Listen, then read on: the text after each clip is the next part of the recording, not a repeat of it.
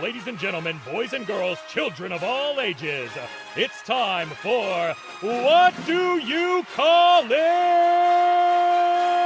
Podcast.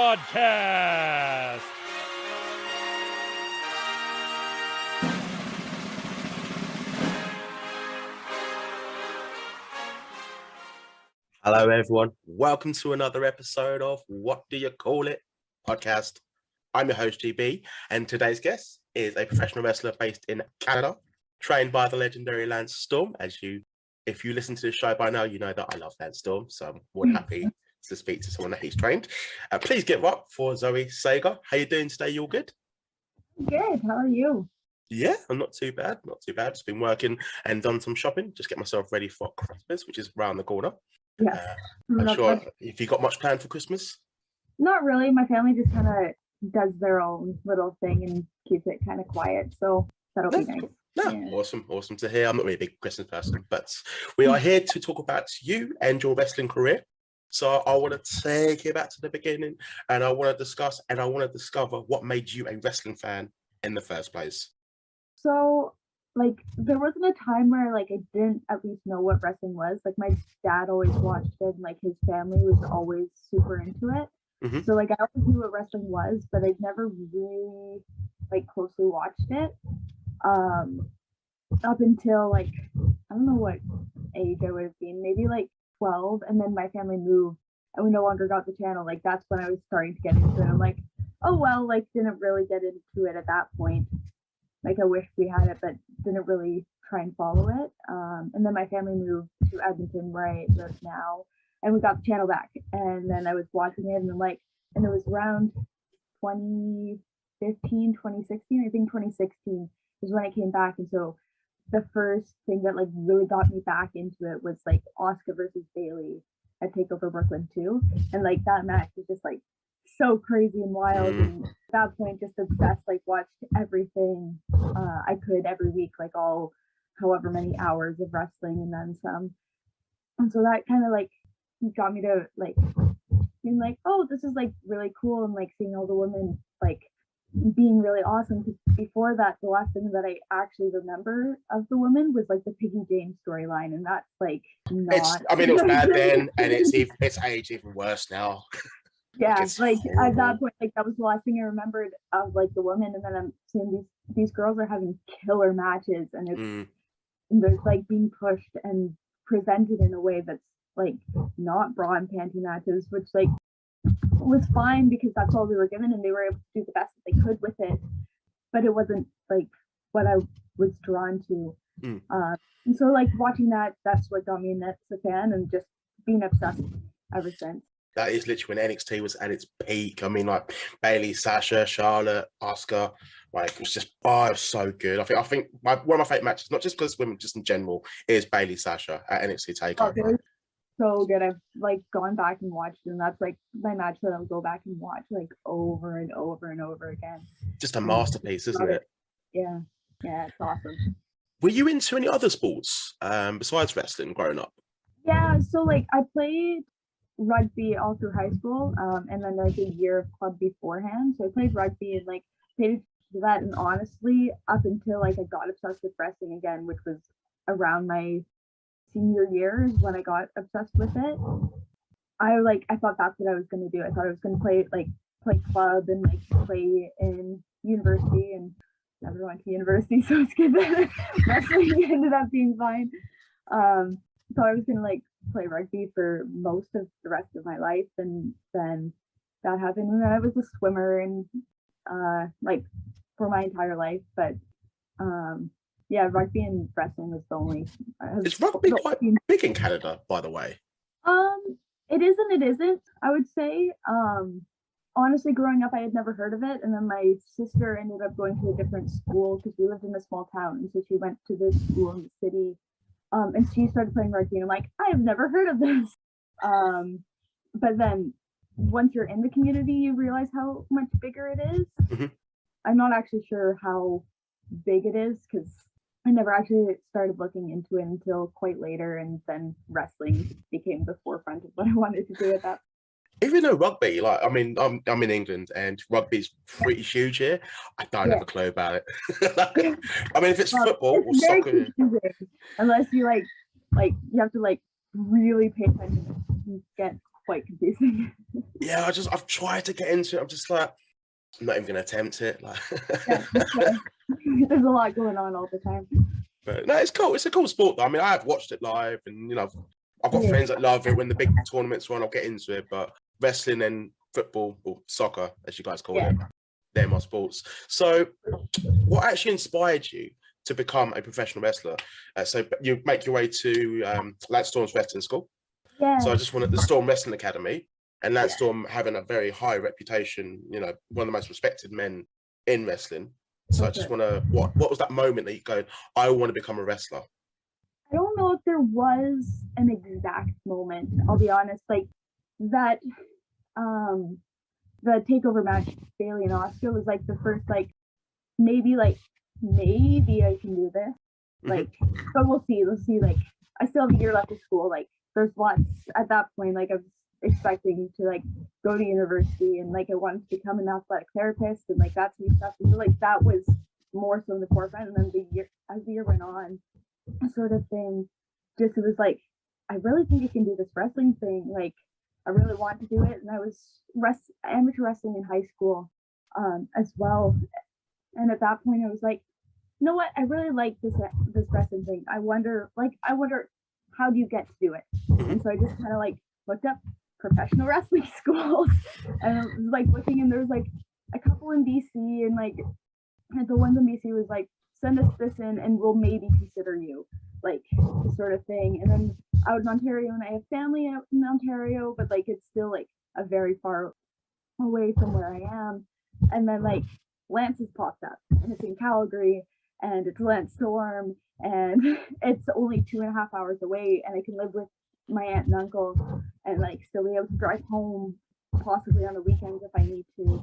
And so like I saw him, like, okay, I'll put that in the back, like in my back pocket. Like, I'm still probably not gonna end up doing it. And then like the last semester, and I'm like, no, I don't want to go to school. I'm done with school. I don't want to, like, I just can't do it anymore. And so I'm like, I'll give myself till after exams, and I'll send it in. I had all like the things signed up, all typed up and whatever. And then I did my first exam, and it just did not feel like confident walking out of it. I'm like, you know what? I'm sending it, and I sent it that day. And then he got back to me within a week, and I'm like, okay, cool. I'm actually gonna do this next year. Sweet. Nice. And what was your first impressions of Lance Storm and the school itself?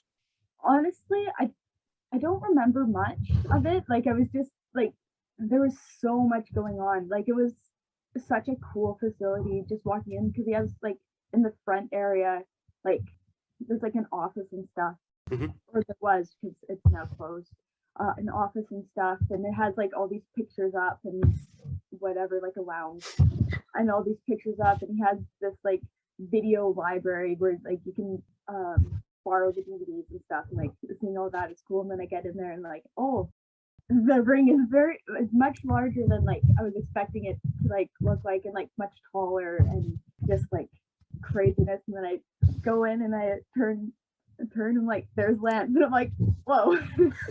He's just right there, and he's like such a nice guy, and like jokes around a lot, and which is funny considering his character. Mr. Serious, but I have heard he's very funny enough. I mean, I've never met him, but obviously someone that has trained with him. I mean, the fact that you are actually saying he's quite funny. I mean, a lot of people will be like, no, Lance is serious.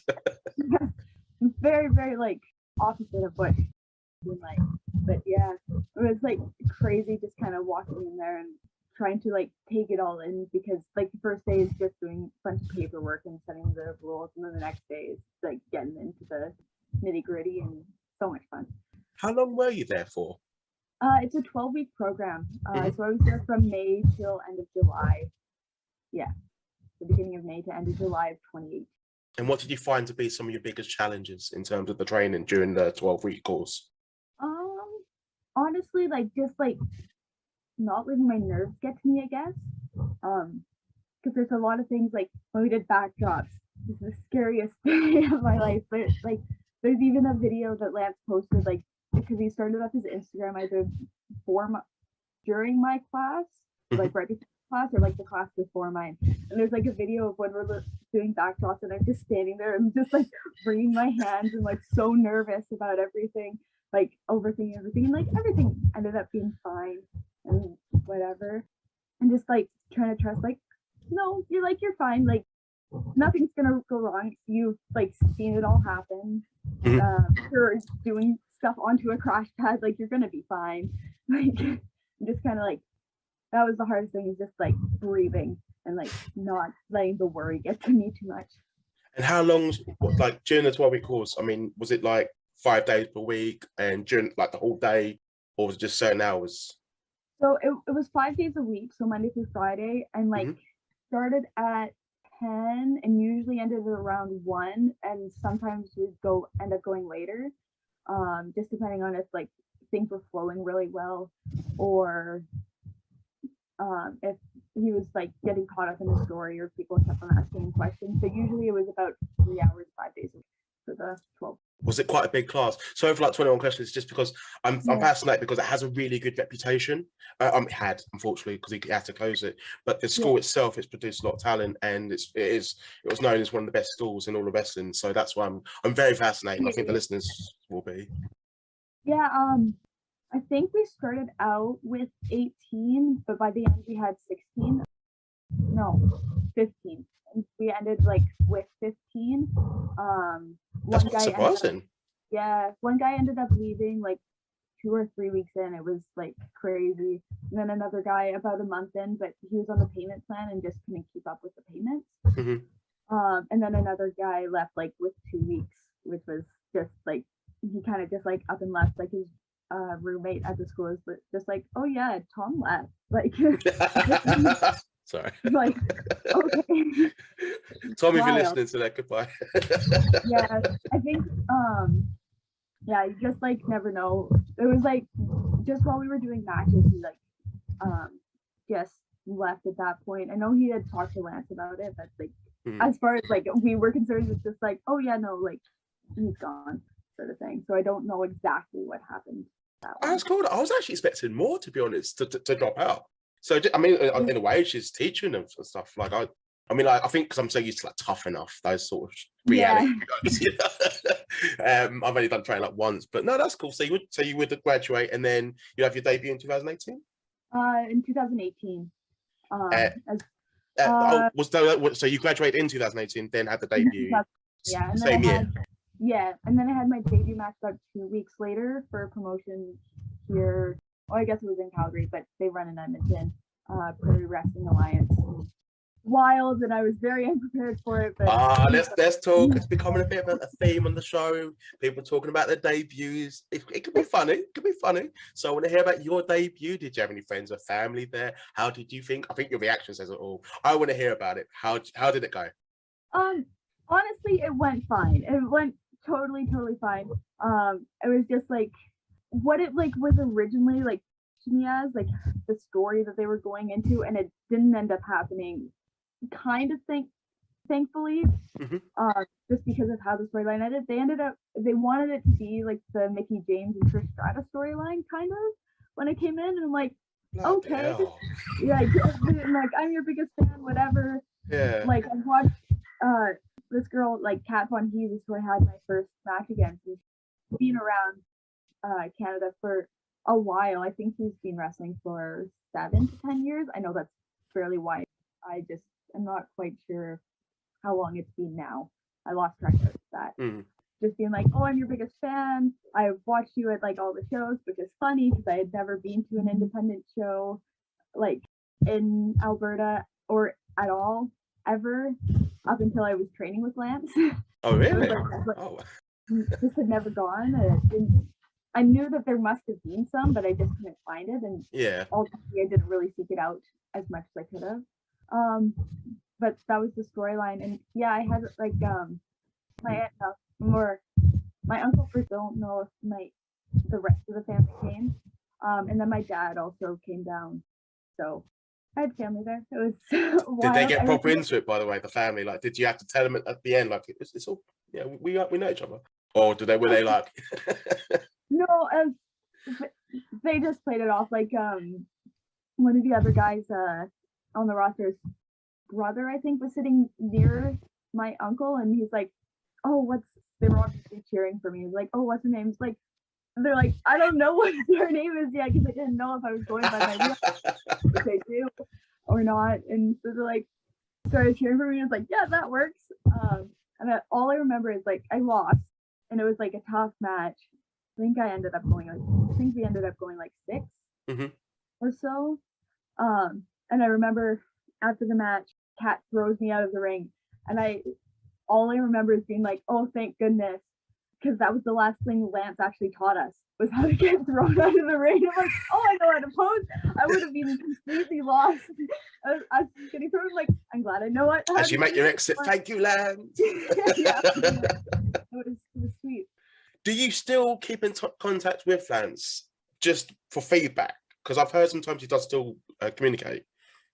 I don't. I never, and honestly, it's just on me. I never really talked to him while I was training. Like, I know other people like texted him every so often, like when things were happening or whatever. But I never did that, and so I didn't feel comfortable like messaging him after the fact. And I know one of the other guys who's still like in this area tried to message him a little bit after, and he had changed his number. And so like, I'm glad I never tried to do that. But we follow each other on like Instagram and Twitter, so every so often like I'll see like him like my stuff or whatever. So I know that he sees whatever. But awesome. No, that's pretty cool. That's pretty cool then. There is one person I want to talk about. As I know you've teamed with them and you have wrestled her, Ava Lawless. Someone I think you have very good chemistry with. I've seen some of your matches together. They are pretty good. I actually enjoyed having her as a guest. I actually want to hear from you. How was she inside the ring and outside? Well, I'm gonna swear here. Just a heads up for anybody. It's cool. You can swear, Dave. Just don't say CUNT. Like, there's no other way to put it. She is always punching me in the, especially on Fridays. It seems like almost every Friday, I get punched in the face by her. And you know what? She's awesome. I love her. We've been able to put on some like really, really cool matches. Like one of the most recent ones that we decided like, you know what? We're just gonna do like a super quick match, like just like bare bones, just see like what we can do with like us. Just like I want these 3 moves. She wants these 3 moves, and we're just gonna do the 3 moves that we have. And it was probably one of the most fun matches that I've had. And like getting feedback from MRB, who I train with now, Michael Richard, and he's like listening to that feedback, and me and Ava came back and we're like, yeah, that was like one of the best matches ever. Like we had so much fun, and it like wasn't even anything like too crazy. Like the fans probably, I think if people watched it, they probably would be like, oh yeah, it's a good match. But we came back and like, this is like awesome. Like sometimes less is better. Like you know, it's the storytelling, isn't it? And I think some wrestlers can learn from that. Yeah. It was just like the first time we were like, honestly, we were in the back because it was a night that we had like 2 shows. We came from the one place, and like we're tired already from our first match. We don't want to plan like a whole lot. Let's just like go out and do like just this, and it ended up being like just awesome, and it was so much fun. Probably because you've obviously worked with each other quite a lot as well, and obviously you build up that chemistry. Yes.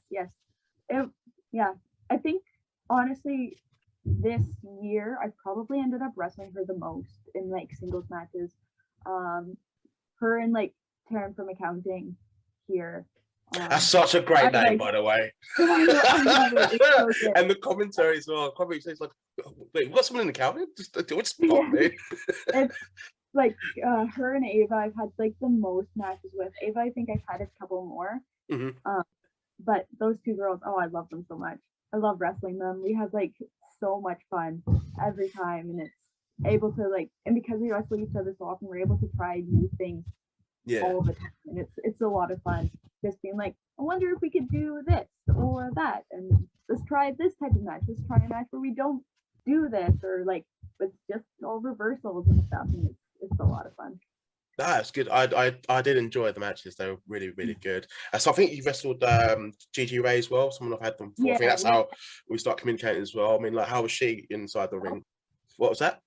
Stole the PWA belt off of me. So I won't mention Gigi. Sorry. Texas with her. Sorry, Gigi. Well, one subject I want to talk about, because I know you've participated in it, intergender wrestling. Yeah. The reason I want to talk about it is just because you have actually participated in it. I know it's not everyone's cup of tea, but I'm all for it when it's done right. I just want to know your opinion on it. So how do you feel about it? Because I know that you've done it. Yeah. I'm a big fan of intergender wrestling, and it's one of the things that like I never really even thought of having an issue with it. Just like in wrestling, when I wrestled in high school, I was the only girl on the team, and so like I always wrestled with the guys. And then, oh wow! Like so on the team, and then like for meets and stuff, I would wrestle the girls like at school and stuff, in practice and stuff. It was always with the guys. And so like that never like bugged me, and I can see like where a lot of people like have issues being like, oh, whatever. But if you tell a good story, like there's absolutely no reason you can tell some really good stories of it. It wouldn't work. Like it's not an realistic thing. Like if Rey Mysterio can wrestle, I know it's like the general like argument. Like if Rey Mysterio can wrestle like Big Show or something, Big Show or whatever, like it that like big difference doesn't really differ from me wrestling a dude who's like maybe 100 pounds more than me. Like why does that make? But it just means you've just got to figure out a bit more. Like, okay, what would you have to do differently in order to win against someone that's maybe a bit taller than you, or you know, weighs more than you? Yeah, and then like the other thing is like I'm learning to do more of the stuff that I think that I can only do with guys with the girls, and like figuring out ways to make it work. Not a lot of girls like are taught how to base for different things the same way the guys are, because I think it's not necessarily that they're not taught how to base, it's just a lot of girls don't do the things with the other girls, and like there's not always time to like practice before a show and like really learn how to do things when there's not a crash pad. And so like there's a lot of things that I can only do with some of the guys just because like they have the experience, and they're like that weight difference, like there is that. But I love intergender wrestling. Some of the guys that I've wrestled, I've had some of my best matches with. I've had 2 or 3 matches with Jack Pride, and like those have been some of my favorite matches I've ever had. And like all the matches that I've had like teaming with and against like MRB, my trainer, have been like so much fun, and I've been able to learn so much more also because like they have more experience. Like Kat Von Hughes is the one with the most amount of experience who's wrestling in Alberta right now, and she only has 10. With MRB and heavy metal and like all the other, and so many other people have like 13, 14, 15, 16, 17 years. And like where else am I going to be able to do that with, especially right now with COVID? I'm not able to cross the border. I'm not able to like go to many places to get that experience. It's hit you quite bad, isn't it, Canada, in terms of like restrictions and being able to go across as easy? Just from previous guests, I don't know. I mean, I might be it's a little bit more difficult now. It's opened up a little bit. Sort of land borders are now open, so like you can drive to the States now, but you have to get a test within like 24 hours or something of your crossing to get there and back. And then there's also like the visa issue, whereas like if you go down to the States and you don't have a work visa and you get caught at the border, like you can get banned from the States for like 5 to 10 years. Oh, it happened to what's his name? Was down there for like anything. What wrestler got banned? Mike Bailey, was it? Can't remember. He used to do like he's got a karate gimmick. He's really good. I think I've seen him in the UK, but I think he kept doing that. I don't know. I know the only one that I know for a fact is like the Dark Order had one at one point when they were like, what was their tag team? Super Smash Bros. I think when they were in a. Uno and Grayson. Yeah. At one point. Oh, I didn't know that. I'm gonna have to sort of. For sure. Yeah, I'm gonna have to dig for that. So I really I love Eva Uno. It's just sort of my boy stable. So that's relevant. So like with that, like that makes it even more difficult. So if you go down to the States, like if I were to go down, like it's always that thing. It's like I could like it's not worth it for me to risk not being able to go down to the States, especially where I am in my career. Like I'm only 3 years in. If I'm banned for 5 years or even 10 years, like where does that put me? Like I'm stuck. No, I like your way of thinking. For someone quite young and still early in the career, but with the training that you've received, like you're thinking clever. You're not just jumping at, oh, look at this opportunity, but I could get banned for 5 years, maybe worse or whatever. And it's just, it's not necessarily worth it. I mean, you will get there eventually. I mean, have you wrestled in America yet? I have not, no. I was going to go down and like help out for the Mania right when COVID hit. Mm-hmm. Like me and a couple of other people were gonna go down and just like help out at shows, not necessarily like get booked, but just go and help out and like stick around. I think it was the collective we were gonna go down to and just kind of like see what was up with that, and then COVID screwed that all up. So I have not got a chance Still to suffering do from it. So. Is there anywhere in the world other than America that you'd like to go to, like Japan or Mexico or even cheap plug England? So. Yeah, honestly, like England is like a big one. I have family that I've never met, never really spoken to or know about that's in England. And England's like, it's always been like a draw to me. Like I've always loved the style, watching wrestling. I've always loved it. Japan I'd love to go to. However, it does scare me quite a bit. Like I'd go if I got the chance to, but like it's one of those things that's like, oh, like I really want to, but I'm really, really scared to go. I know what you mean, because it's just like you see it in films and it's just like it's a crazy place. It looks beautiful. And, like, awesome. But there's some things like I don't know why it makes me so like nervous to like even think about going, but I would hope there's like a McDonald's like really close to where I'm staying at, because I'm asked on the food looks awful. I'm really uncultured, by the way. No, that's cool. That's cool. So as I've got just a few more questions, then I shall let you enjoy the rest of your day. What have been some of your favourite promotions to work for so far? As you said that you are not Caribbean, Canada based. I just want to some of your stand-up promotions so far, because I say so far, you're still early in your career. So what have been some of your highlights? So Prairie Wrestling Alliance was like my home up until COVID, and they just haven't come back since COVID yet. I know they're planning on running shows, and so I'm just like anxiously waiting. But they're the one who gave me my start. Like they didn't have to book me after my first match, which like, and they didn't have to continue booking me on every single show after that point. And so that was like, so I absolutely love Kurt and everyone there for like giving me that chance to be there. Clandestine Society also, it's been like one of the coolest experiences working those shows, doing like the tape shows during COVID, and like that live show that we did was just super awesome. Right now, like I'm working for RCW, Calgary and Edmonton, and they've given me the chance to wrestle during the pandemic, which is like in front of live fans, which is like so like needed at that. I was like hitting a point where it's like, oh, I really miss the fans because we've done the tape shows. This is never like, gonna end. It's like it's wrestling. It's not anything like different, but like the fans are like something that I missed a lot. I was gonna say, do you realize like how much of a difference the fans make as a performer? Yes and no. Honestly, I still like struggle paying attention to the fans as much as I should. Really? Yeah. Oh no, bad interest. It's quite interesting. Yeah. Like I know that like I almost end up like defaulting to ignoring them, like which is something that I just shouldn't do. But like I get like maybe it's just the like stage fright or whatever. Like I just like kind of end up doing my own thing, and I know I should be playing.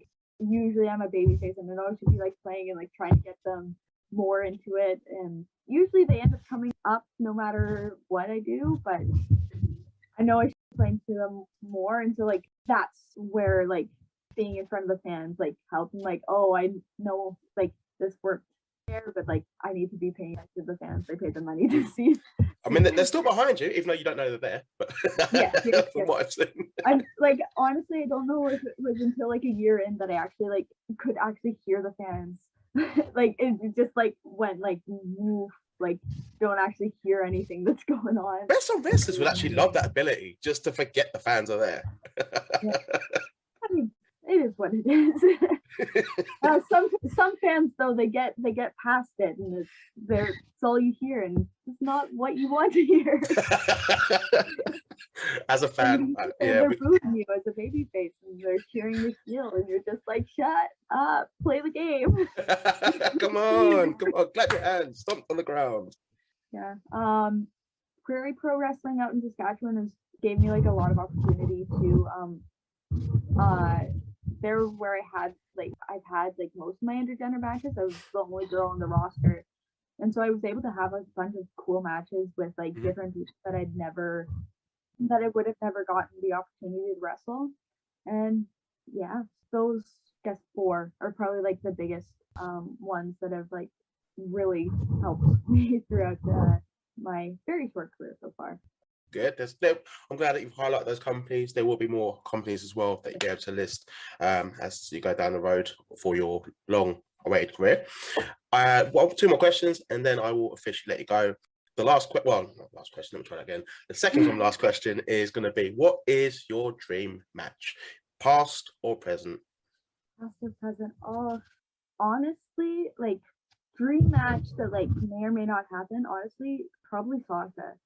Sasha's just like so good, and like her stuff through the pandemic was so like crazy good. And honestly, like when I say that, like it almost shocks me a little bit because I never used to be like a Sasha fan. I never used to like Sasha. I never got it up until the pandemic. Watching her stuff during the pandemic, and I'm like, oh, I see what everybody sees. She like definitely is everything that she says she is. And so I think that would be like a really fun match.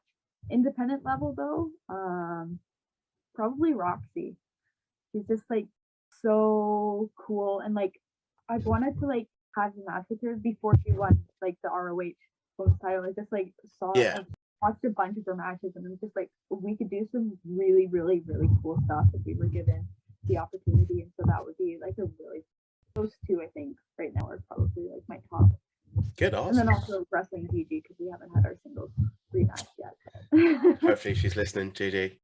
Promoters, I think there's more work to do for matches to be announced. No, that's cool. 2 good answers. The official last question, it's the question that I now ask all my guests at the end of the show. I would like for you, because I've received different answers, can you describe yourself in 3 words? Oh no. On the spot right there. It's so bad at being put on the spot. You never think of things. My mind goes blank. It'll be like, oh yeah, no, I totally know. I'd say hardworking, athletic, I guess. There is no wrong answer to this, by the way. Athletic, hardworking. I like it. I guess determined. I like it. Hardworking, athletic, and determined. Some people feel like they're gonna fail. They give me like the wrong words. Like you're describing you. Like I can't tell you. The words like come to me. I'm like, describe me. And I don't know. No, that's awesome. Great 3 words to choose. I want to thank you for coming on today. It's been an absolute blast talking to you on here. Where can the listeners find you on social media? Actually, that does count as the last question, doesn't it? But it doesn't. It's just this is time to plug anything you want. Yeah, get them mixed up. But on Instagram, I believe it is ZOE_SAGER, and then on Twitter you can find me at SAGER ZOE. But they were taken on each other. That's cool. It can be a pain like that, can't it? I've met times I've had to change mine, but I want to thank you for coming on today. For the listeners out there, there's going to be 1 or 2 more episodes just before Christmas is happening, which is around the corner. But for now, everyone, have a lovely evening, weekend, weekday, whenever you listen to this. But it's going to be coming out soon. But there'll be more episodes, coming out very soon. Take care. Hello there. I've got a special announcement for my next guest. That's right. I'm the glitch in the system, Jay Walker, and I'm going to be on the What Do You Call It podcast. You heard. The following podcast is brought to you by the Johners Podcasting Network, found exclusively at wrestlingwithjohners.com.